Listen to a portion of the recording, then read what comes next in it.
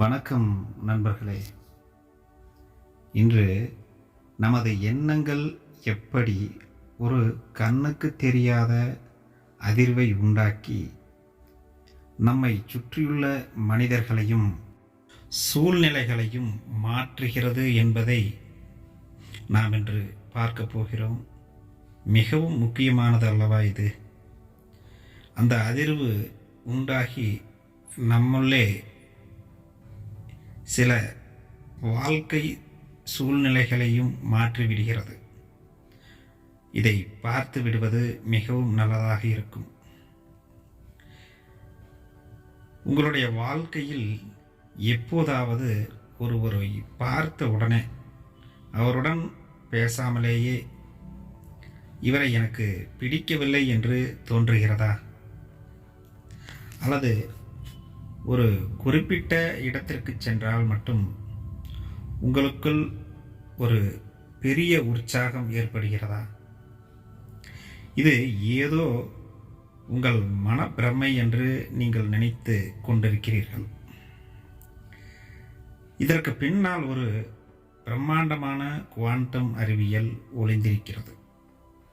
பிரபஞ்சத்தில் உள்ள அனைத்து பொருட்களும் உங்கள் உடல் உட்பட ஒரு குறிப்பிட்ட நேரத்தில் அதிர்ந்து கொண்டே இருக்கின்றன. நீங்கள் எந்த அலைவரிசையில் அதிர்கிறீர்களோ அதே அலைவரிசையில்தான் அவைகள் இருக்கும். மனிதர்களையும் வாய்ப்புகளையும் மட்டும்தான் உங்களுடைய வாழ்க்கை எப்போதுமே ஈர்க்கும். உங்கள் அதிர்வை மாற்றாமல் உங்கள் விதியை எப்போதும் மாற்ற முடியாது. அதை எப்படி செய்வது என்பதை பற்றித்தான் இன்று நாம் மிகவும் விரிவாக பார்க்க போகிறோம். நமது நவீன குவாண்டம் இயற்பியல் என்ன சொல்லுகிறது? இந்த உலகம் திடப்பொருட்களால் ஆனது என்று சொல்லுகிறது. இது வெறும் அதிர்வுகளால் ஆனது அல்ல. வெறும் அதிர்வுகளால் ஆனது இல்லை, ஆனால் அந்த அதிர்வுகளின் கூட்டுப் பொருட்களால் ஆனது. ஒரு கல்லை எடுத்து நுண்ணோக்கி வழியாக நாம் பார்த்தால் அதற்கு உள்ளே இருக்கும் அணுக்கள் மிக வேகமாக சுழல்வதை நாம் பார்க்கலாம். இதே போலத்தான் நமக்கு உள்ளே இருக்கும் உடலும் ஒவ்வொரு எண்ணமும் ஒரு குறிப்பிட்ட மின்சார அதிர்வை உருவாக்கும். நாம் கோபமாக இருக்கும்போது நமது உடலின் அதிர்வு ஒரு வேறு மாதிரியாக இருக்கும். ஆனால் நாம் மகிழ்ச்சியாக சந்தோஷமாக இருக்கும்போது அது வேறொரு உயர்நிலையில் இருக்கும். இப்போது நம்முடைய நடைமுறை வாழ்க்கையை நாம் பார்த்து கொள்வோம், எடுத்துக்கொள்ள வேண்டும். இந்த இடத்தில் நாம் காலையில் எழுந்தவுடன் ஒரு எரிச்சலான மனநிலையில் இருக்கிறீர்கள் என்று வைத்துக்கொள்வோம். ஒரு டென்ஷன். அந்த பாதிப்பில் நீங்கள் வெளியே செல்லும்போது, அதாவது அந்த டென்ஷனில் இருக்கும்போது நாம் வெளியே செல்லும்போது அந்த அதே எரிச்சலான மனிதர்களைத்தான் நீங்கள் சந்திப்பீர்கள் என்று அந்த அறிவியலும் சொல்லுகிறது. சில நேரத்தில் எனக்கு நிறைய முறை இது நடந்திருக்கிறது. எப்போது நாம் மிகவும் கோபமாக வீட்டில் ஏதோ ஒரு பிரச்சனையோடு செல்லும்போது நமக்கு பிடிக்காத மனிதர்கள் தான் எனக்கு வருவார்கள் என்று நான் சில முறை இதை பார்த்திருக்கிறேன். இவற்றை நான் அறிந்து கொள்ளும்போது தான் நான் இது நினைத்து பார்த்தேன், ஓ இது இப்படித்தான் நடக்கிறதா என்று எனக்கு தெரிய வந்தது. அப்போது உங்களுக்குள் வரும் அந்த தொலைபேசி அழைப்புகள் கூட உங்களுக்கு பிடிக்காத செய்திகளாகவே இருக்கும். இது ஏன் நடக்கிறது இப்படி என்று பார்த்தால் அந்த நேரத்தில் உங்களுடைய குவாண்டம் அதிர்வு மிக குறைவாக இருக்கிறது. அதாவது நாம் தான் கோபத்தில் இருக்கும்போது இந்த அதிர்வுகள் குறைகின்றன. எந்த அதிர்வுகள்? குவாண்டம் அதிர்வுகள் நமக்கு குறைந்திருக்கின்றன. அந்த குறைந்த அதிர்வு என்பது ஒரு இருண்ட அறை மாதிரி இருக்கும். அங்கே ஒளியுள்ள பொருட்கள் உங்களை தேடி வராது. எப்படி? அதாவது நல்லது வருவதற்கு வாய்ப்புகள் குறைவு என்று அந்த அறிவியல் சொல்லுகிறது. நீங்கள் எதை தருகிறீர்களோ அதையே தான் இந்த பிரபஞ்சம் உங்களுக்கு திருப்பி தரும் என்பதை நாம் முந்தைய வீடியோவில் பார்த்திருக்கிறோம். அதுதான் மீண்டும் இங்கே நமது வாழ்க்கை நடைமுறையிலும் வருகிறது. இங்கே நாம் கவனிக்க வேண்டிய ஒரு விஷயமும் இருக்கிறது. நாம் நம்முடைய அதிர்வை எப்படி உணர்கிறோம்? ஒரு கோபம் வந்தால் எப்படி அதை உணர்கிறோம்? அதற்கு பெயர்தான் நாம் ஃபீலிங் என்றாவது உணர்வு என்று சொல்லுகிறோம். நீங்கள் எப்படி உணர்கிறீர்கள் என்பதுதான் உங்களுடைய குவாண்டம் அலைவரிசை. ஒரு கோபத்தை எப்படி உணர்கிறீர்கள், எப்படி பார்க்கிறீர்கள் என்பதுதான் குவாண்டம் அலைவரிசை என்று குவாண்டம் அறிவியல் சொல்லுகிறது. பலரும் நான் பணக்காரராக வேண்டும் என்று வாயால் சொல்வார்கள். ஆனால் உள்ளுக்குள் என்னிடம் பணம் இல்லையே என்ற வறுமையான உணர்வில் இருப்பார்கள். இங்கே நம்முடைய வார்த்தைகளுக்கு எந்த சக்தியும் இல்லை. உங்களுடைய உணர்வுகளுக்குத்தான் சக்தி அதிகமாக இருக்கும். அந்த வறுமை என்ற உணர்வு உங்களை அதே அலைவரிசையில் சிறை வைத்து கொண்டே இருக்கும். எப்போது நாம் விழிப்படைகிறோமோ அப்போது அதிலிருந்து நமக்கு விடுதலை கிடைக்கும். இதிலிருந்து தப்பிக்க ஒரே வழி உணர்வுகளை கவனிப்பதுதான். நாம் எப்போது எதிர்மறையான எண்ணங்களுக்குள் மூழ்கி இருக்கிறோமோ அப்போதே இந்த அதிர்வு குறையத் தொடங்குகிறது. எப்படியே இந்த இடத்தில் சற்று குழப்பமாகத்தான் இருக்கும்.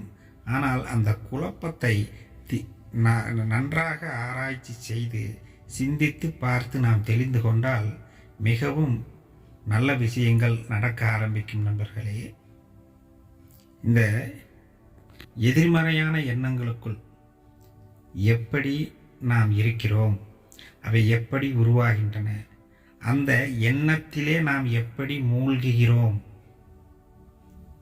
என்பதை நாம் உணர வேண்டும். அப்போதுதான் அந்த அதிர்வு நமக்கு குறையத் தொடங்கும். அதாவது மனம் என்று எடுத்துக்கொண்டால், மனம் அலைவாய்கிறது என்று நாம் எடுத்துக்கொண்டால், வெறுமனே எடுத்துக்கொண்டால் மனம் அலைவாய்ந்து கொண்டே இருக்கும். ஆனால் மனம் அலைவாய்கிறது என்பதை உணர்ந்து பார்த்தால் மனம் தானாக அடங்கும். அதைத்தான் மனம் அறிய வேண்டும் என்று சொல்கிறார்கள். மனதை அறிய வேண்டும். மனதில் எண்ணங்கள் ஓடுகின்றன, தேவையற்ற எண்ணங்கள் வந்து கொண்டு இருக்கின்றன.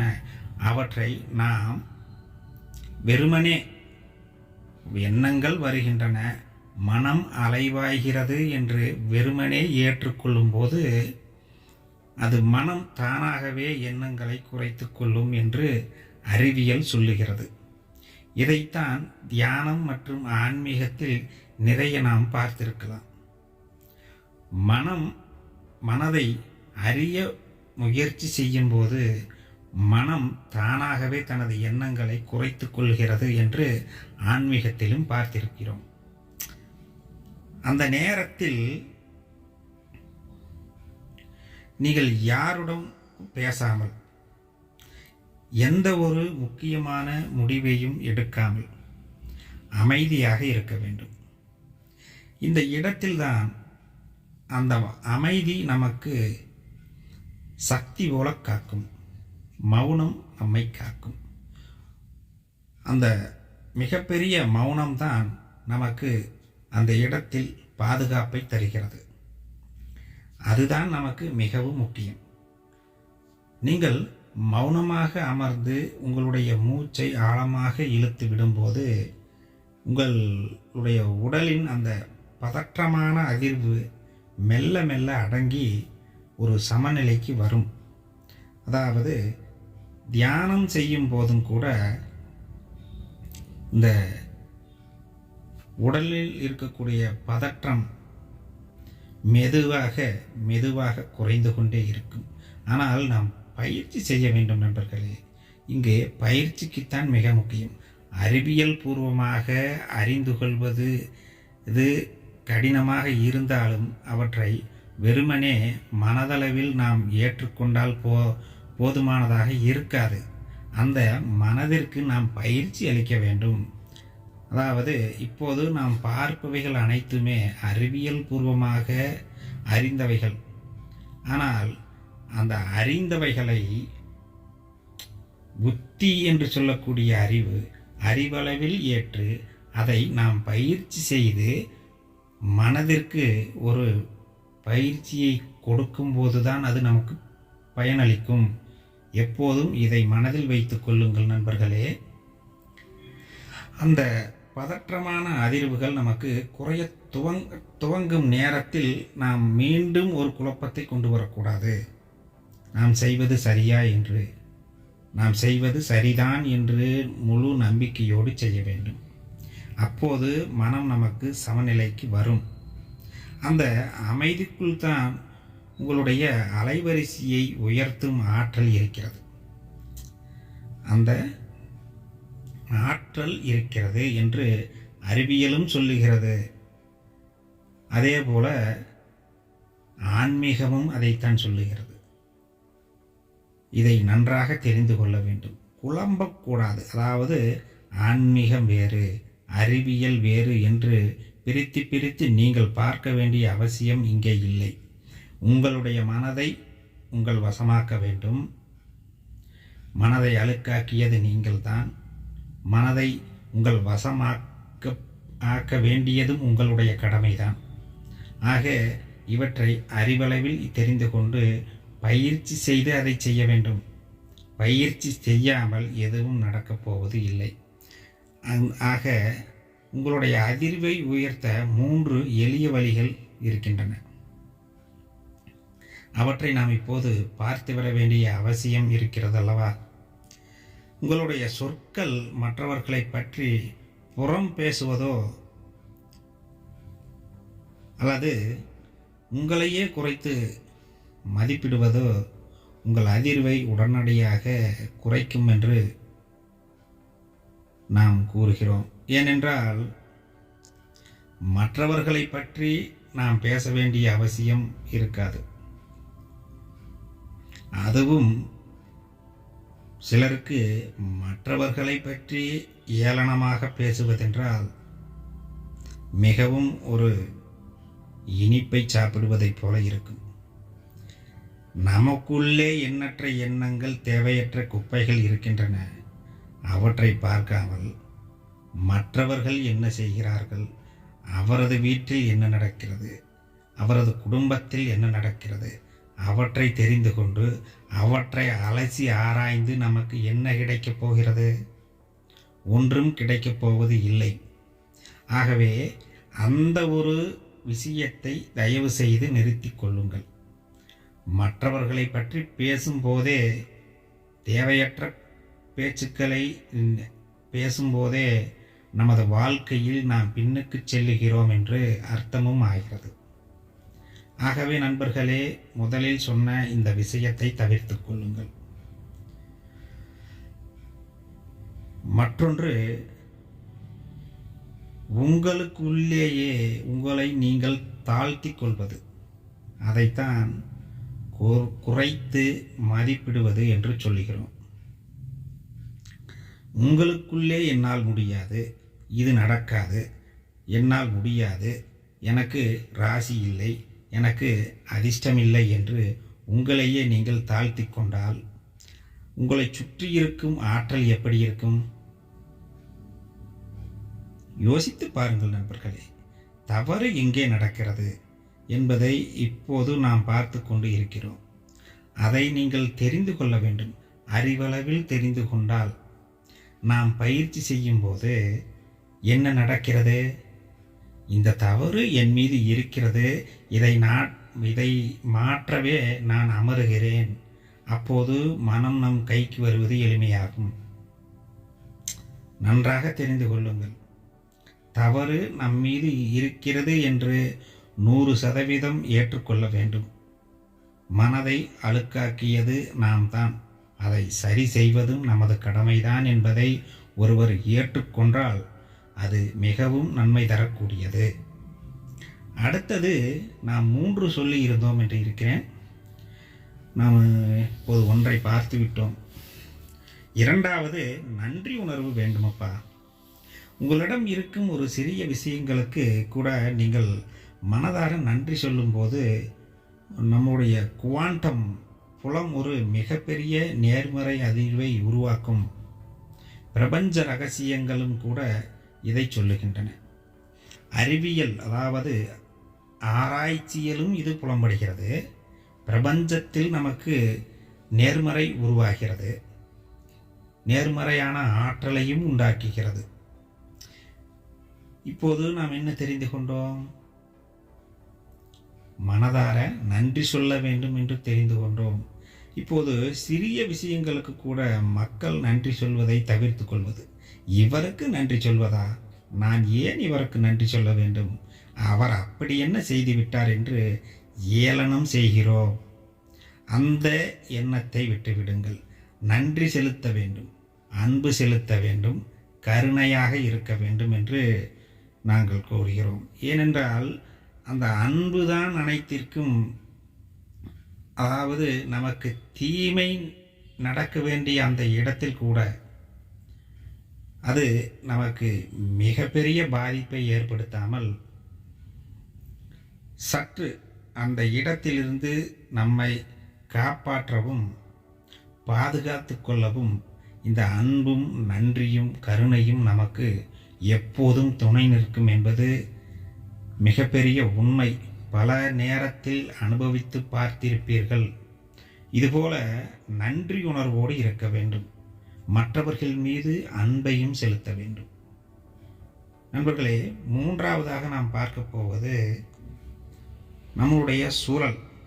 எப்போதும் எதிர்மறையாக பேசுபவர்களுடன் நீங்கள் நேரத்தை செலவிட்டால் உங்களுடைய அதிர்வும் அவர்களைப் போலவே மாறிவிடும். பணம், புகழ், வெற்றி என எதுவாக இருந்தாலும், இந்த பணம், புகழ், வெற்றி என எதுவாக இருந்தாலும் கூட அவை ஒரு குறிப்பிட்ட உயர் அதிர்வில் மட்டும்தான் நம்மிடம் இருக்கின்றன. நீங்கள் அந்த நிலையை அடைய வேண்டும் என்றால் அந்த வெற்றியை இப்போது அடைந்துவிட்ட ஒரு மனிதராக மாறி அந்த மகிழ்ச்சியான அதிர்வில் வாழத் தொடங்க வேண்டும். நீங்கள் மாறினால் உங்கள் உலகம் நிச்சயமாக மாறும். இதுதான் குவாண்டம் அதிர்வின் அடிப்படை விதி. நிச்சயமாக நீங்கள் நினைத்தது நடக்கும் நண்பர்களே. நீங்கள் ஒரு ரேடியோ ஸ்டேஷன் போன்றவர். நீங்கள் எதை பாடப்போகிறீர்கள் என்பதை உங்கள் அதிர்வு தான் தீர்மானிக்கிறது. உங்கள் அலைவரிசையை சரியாக நீங்கள் வைத்துக் கொள்ளுங்கள். மற்றவர்களிடம் செல்லாதீர்கள். ஸ்விட்ச் உங்களிடம் இருக்கிறது. அப்போதுதான் இந்த பிரபஞ்சம் உங்களுக்கு இனிமையான பாடல்களை பாடும். நீங்கள் விழிப்புணர்வோடு இருக்க வேண்டும். உங்களுடைய உணர்வுகளை நீங்கள் கவனிக்க வேண்டும். நீங்கள் அதிர்வுகளின் தொகுப்பு என்பதை நீங்கள் மறந்து விடாதீர்கள். நண்பர்களே, இப்போது இதுவரை பார்த்ததை நன்றாக தெரிந்து கொண்டிருப்பீர்கள் என்று நான் நம்புகிறேன். அடுத்த வீடியோவில் குவாண்டம் அதிர்வுகளை கொண்டு எப்படி மற்றவர்களுடைய எண்ணங்களை உணர முடியும், இது சாத்தியமா, அறிவியல் என்ன சொல்லுகிறது, ஆன்மீகம் என்ன சொல்லுகிறது என்பதை பற்றி நாம் விரிவாக பார்ப்போம்.